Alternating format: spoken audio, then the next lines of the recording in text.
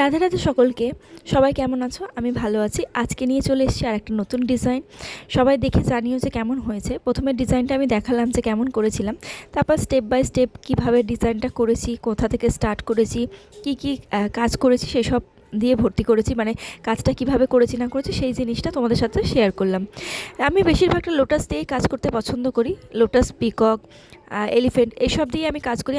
আমার ভিডিও যারা দেখে তারা সবাই জানে ভালো করে যে আমি কী কী ডিজাইন করতে পছন্দ করি।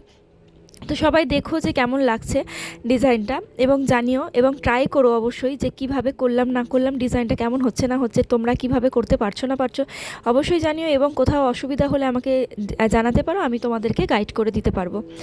আর ডিজাইনটা করেছিলাম আমার ছোটো ননদের হাতে। তো তার হাতে একটু বড় থাকার জন্য ডিজাইন করতে খুব ভালো লাগে এবং খুব তাড়াতাড়িভাবে মানে খুব সুন্দরভাবে করতেও পারি, ডিজাইনগুলো মাথা থেকেও বেরিয়ে যায়।